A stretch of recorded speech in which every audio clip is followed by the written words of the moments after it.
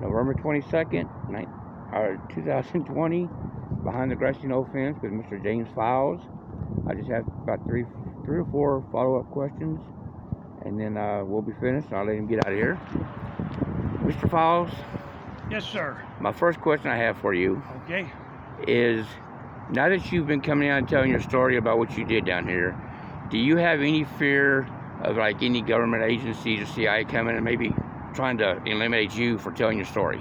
No, none whatsoever. The only ones I worry about probably is Hillary Clinton and her bunch. Because the last one alive, you could put her on the runway, the plane loaded drugs in Mena, Arkansas. As far as for Kennedy, the CIA don't care about that, neither does anybody else.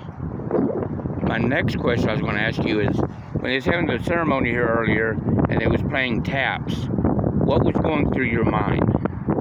If you don't mind sharing. Well, I just remember what was going through my mind with the lights out.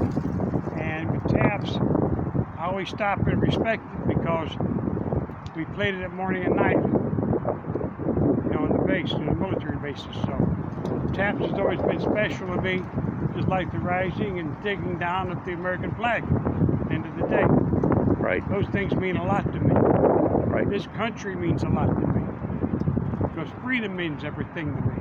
Right. And I hate to see this country, the turmoil it's in. I'm now 78, going to be 79 in January. I never thought I would see this country coming to the chaos in the way it's being treated now. And I'm very disappointed in a lot of the people that want to take this country and wreck it and make it a socialist world. Right.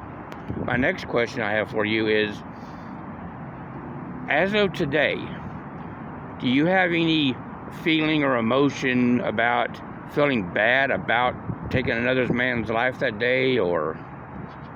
Back at that time, it was a job and an assignment. But today, I've turned my life around. I'm now a Christian. I know it's wrong to kill. I feel bad about what happened. I feel bad about what's happened to our country. But I guess most of all, I probably feel more for the Kennedy children than anything else because of me taking their father away from them. Right. My last question I have for you is, if a time machine showed up right here and you got in it, would you go back to this day and change anything? Like maybe walk away, say, hey, be careful, somebody's up here, anything? If I went back in time to that day, I would do exactly what I did that day. I would change nothing in it. Because that was my job, that was my assignment. That's what I was to do. Okay, appreciate that.